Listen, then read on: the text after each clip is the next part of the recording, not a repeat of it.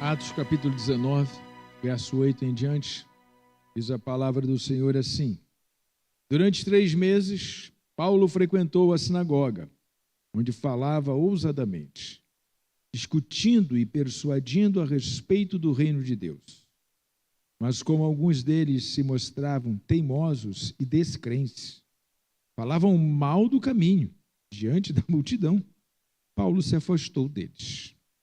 E, levando consigo os discípulos, passou a falar diariamente na escola de Tirano.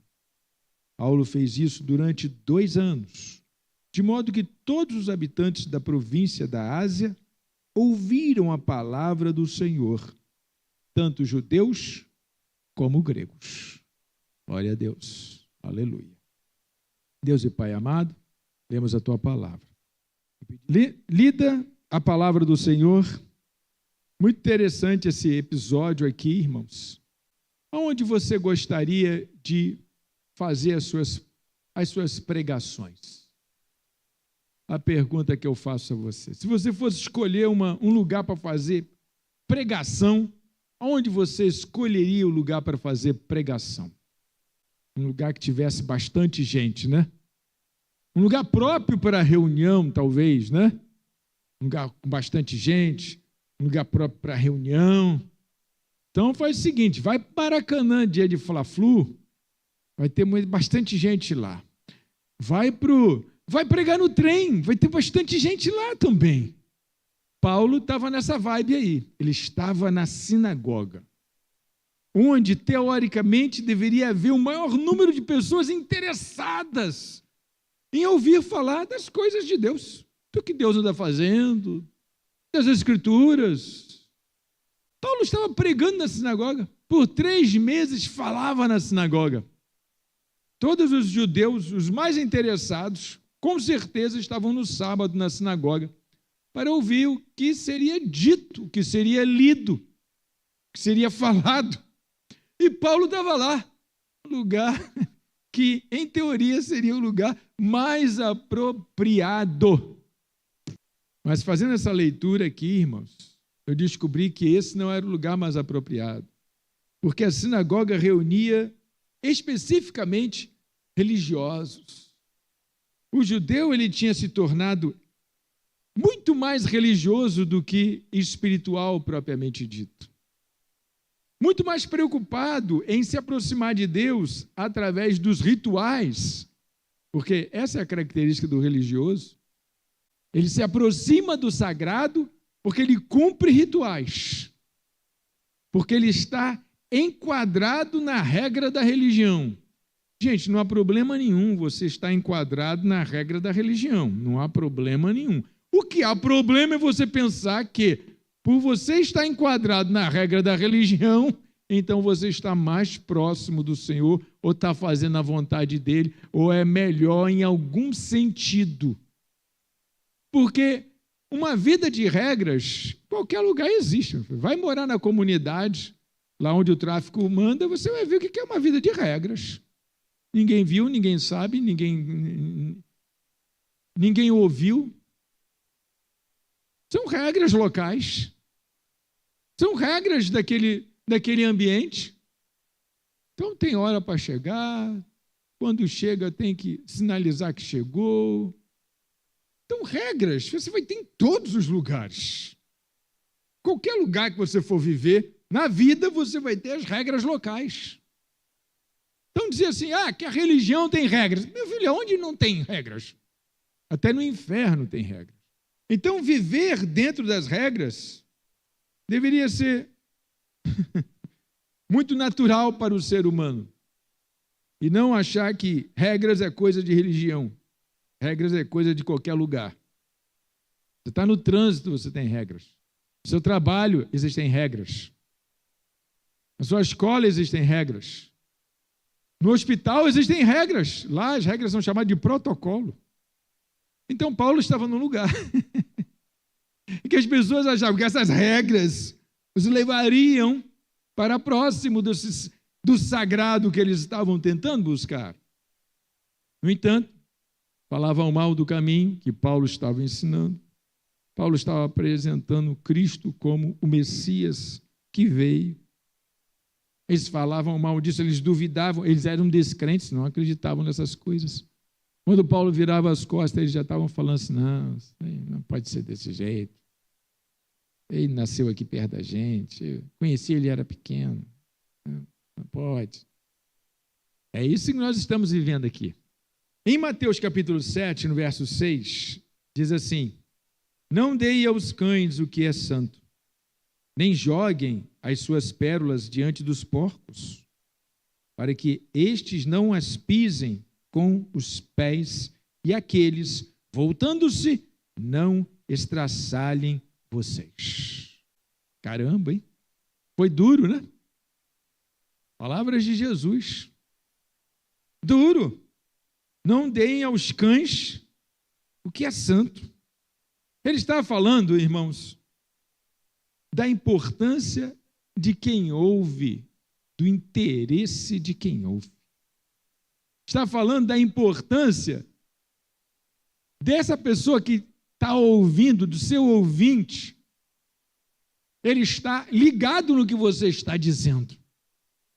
Ele está em concordância, em sintonia com o que você está dizendo. E aí ele sai com essa metáfora: não deem aos cães o que é santo, nem joguem as suas pérolas, quer dizer, coisas preciosas, aos porcos, porque esses vão pisar, esses vão molestar vocês. Quase que ele disse: fala para quem quer ouvir, leva a palavra para quem quer ouvir.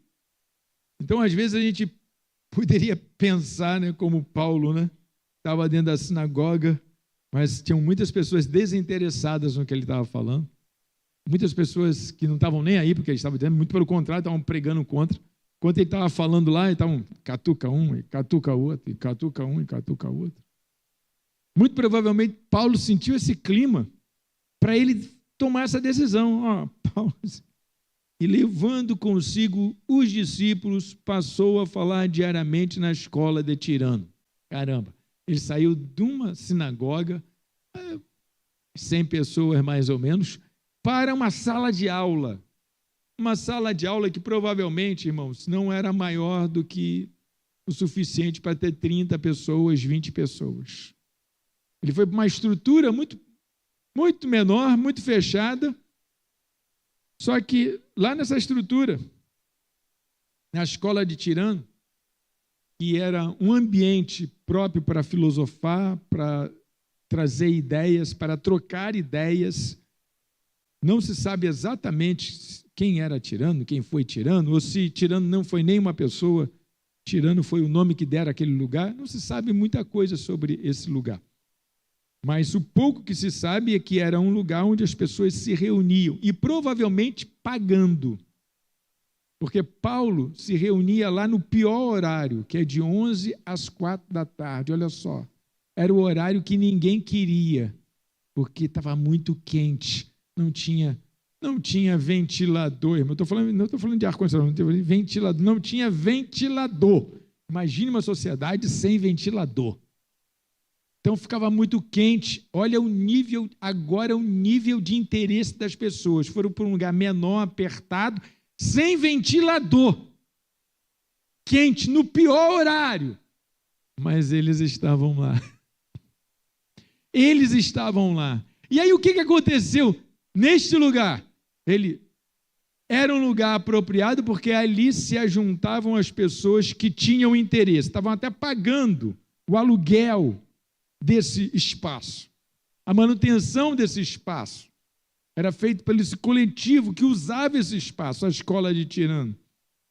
Então as pessoas pagavam, estavam num lugar apertado, calorento, num grupo menor.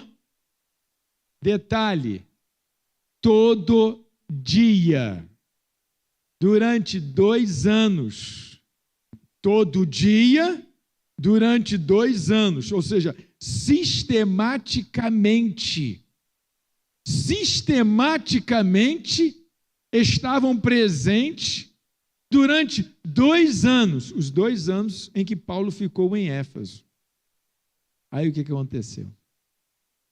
qual é a conclusão da palavra do Senhor sobre esse episódio? Paulo fez isso durante 2 anos, de modo que todos os habitantes da província da Ásia ouviram a palavra do Senhor, tanto judeus como gregos. Gente, todos os habitantes da Ásia. Tudo bem que a Ásia que a gente conhece hoje é muito maior do que a Ásia que eles tinham nessa época aqui. Mas você imagina que de uma salinha, 2 anos trabalhando sistematicamente, Paulo alcançou toda uma região. Porque nesta salinha, ele tinha as pessoas interessadas. Eles tinham as pessoas que queriam ouvir sobre a palavra. Eles tinham as pessoas que estavam engajadas. Essa palavra é moderna, né? Engajadas, né? Mas se essa palavra existisse nessa época aqui, seria assim que estaria sendo refletido sobre esse momento. Um grande engajamento. Quando ele estava lá na sinagoga, um ambiente para aproximadamente 100 pessoas, 100 pessoas desengajadas, irmãos, você não vai a lugar nenhum. Você não faz nada com 100 pessoas desengajadas. Mas se você tiver um grupo pequeno, engajado, um grupo pequeno que sabe o que quer, um grupo pequeno que se esforça, que se sacrifica, não, o resultado é outro. Você é capaz de espalhar o evangelho para uma região muito maior, simplesmente com engajamento. Venceram as barreiras, os obstáculos, que era o calor excessivo, e estavam ali, e conseguiram alcançar toda a Ásia. Então não fique preocupado com o tamanho do grupo. Fique preocupado se o grupo está engajado, se o grupo está interessado. Não fique preocupado, a reuniãozinha tão pequenininha lá. Gente, o capeta tem medo de reuniões pequenas com pessoas engajadas, cheias de fé. Multidão no Maracanã, ele não tem medo não, juntou todo mundo lá para ver o pregador que já pregou no mundo todo, em todas as nações, tal, e etc. E fala inglês, vai ter um outro lá traduzindo, sabe lá Deus se ele está traduzindo certo. Pronto, aí encheu o Maracanã. Tá. Irmãos, Deus fala onde tem gente interessada e não gente curiosa. Deus opera onde tem gente que quer fazer, que demonstra isso com a sua atitude. Esses discípulos demonstraram isso. Eles eram judeus também, estavam muito bem lá na sinagoga deles. Quando, de repente, o apóstolo falou, gente, eu não vou mais pregar nada aqui, não. Vou agora ensinar lá na escola de... Eu vou alugar uma sala ali no centro, tá? Eu vou ensinar lá. E aí as pessoas foram atrás dele, porque queriam ouvir. Estavam interessadas.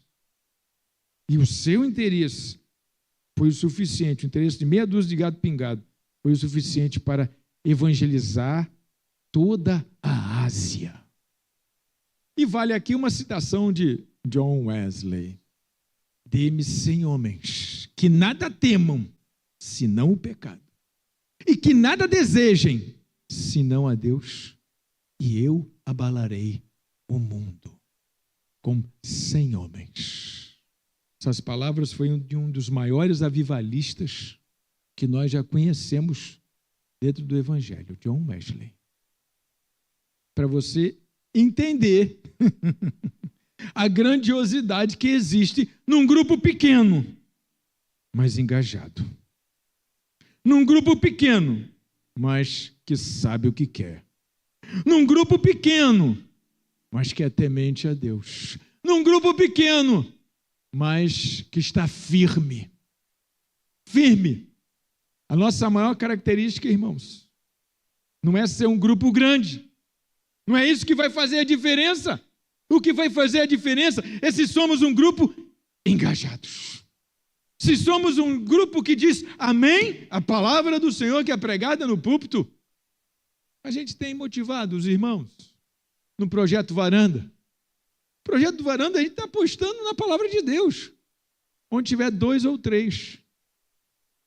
Onde tiver 2 ou 3. Aí chega aquele irmãozinho lá, que vai levar a palavra, às vezes ele não é tão eloquente assim, às vezes ele não é tão hábil na palavra. Nós estamos apostando no Espírito Santo. Estamos apostando lá na sua casa, 2 ou 3 pessoas ligadas a você. Porque é o engajamento. É um engajamento. Foi pastor Valmir deu mesmo um exemplo desse. Que alguém que era ateu estava correndo para uma reunião, porque um grande avivalista estava ali, não lembro dos nomes das pessoas, e alguém questionou o ateu: ué, mas você vai lá ver? Você vai lá ver esse moço que é um grande avivalista? Você não crê. Eu não creio no que... Eu não creio, mas ele crê no que fala. Meu Deus. Quem foi mesmo? George Whitefield. Eu não creio, mas ele crê no que fala. Ele crê no que fala. Se você crê no que você fala, aquele que está distante, ele vai ouvir. Ele vai ouvir, porque você crê no que você fala. Se a tua igreja em conjunto crê no que é pregado nesse púlpito, quem chegar aqui vai ouvir. Porque essa é a parte do Espírito Santo. Essa é a parte de Deus. Essa é a parte do Senhor. Eu só preciso crer. Eu só preciso entender assim, olha, minha parte é a menor parte dessa história toda.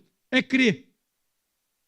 E não é só o Projeto Varanda, às vezes tem no seu trabalho em uma grande empresa, né, e tem uma reunião de evangélicos na hora do almoço.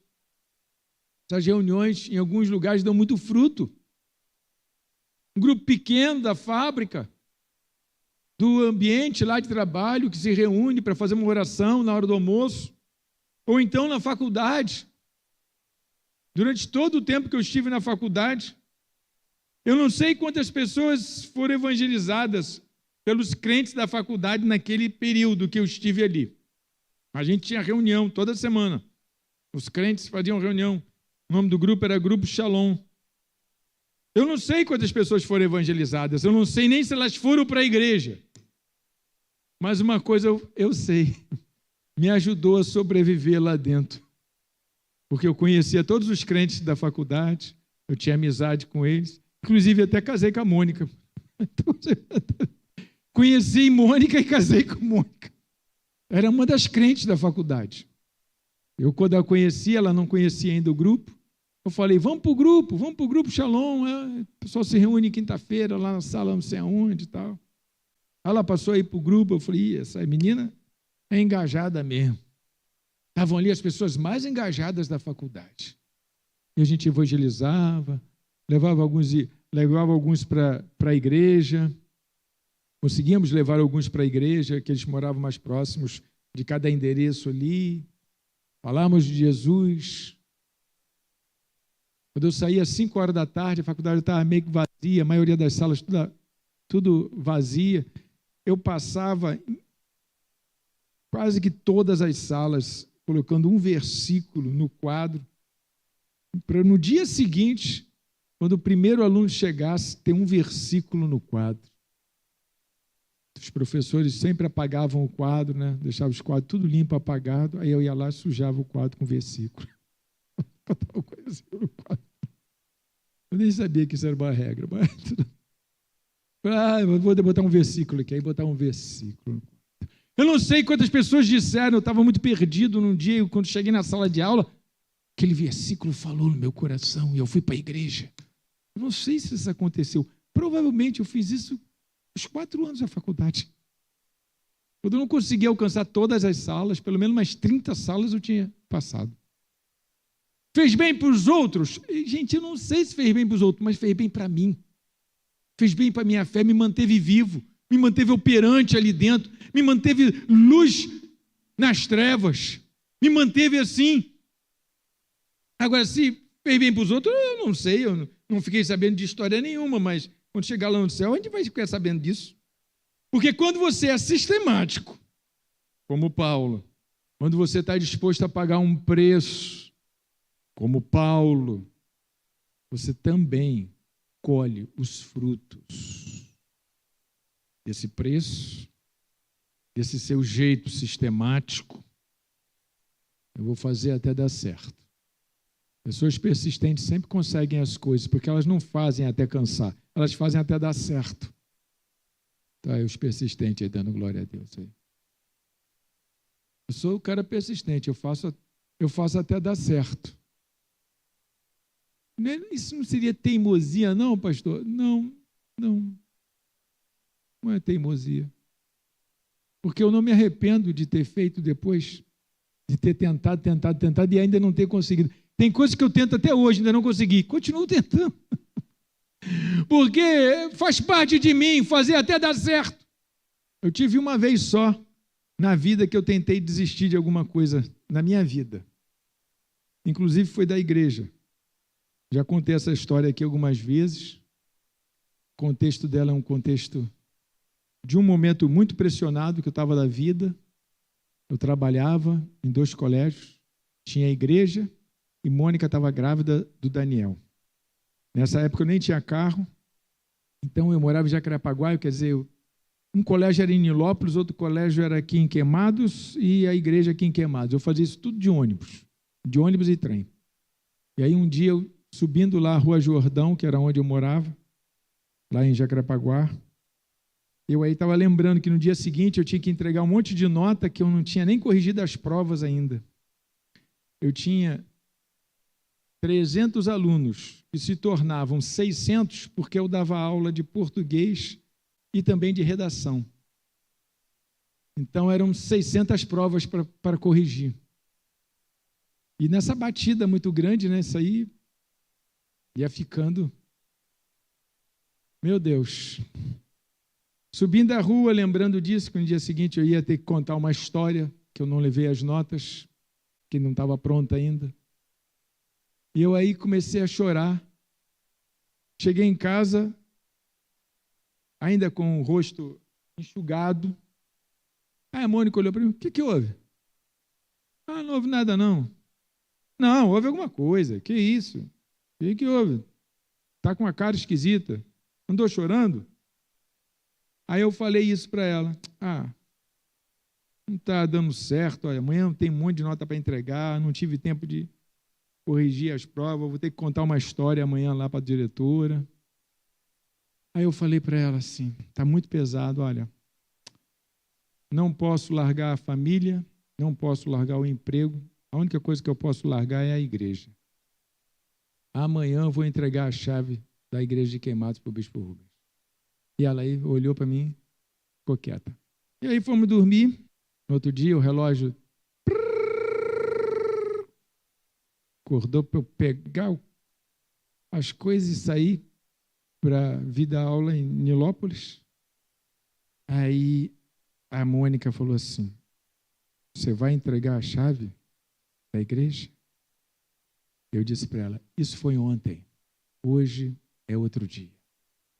Eu lembro desse dia que eu disse isso. Meu Deus, isso foi ontem.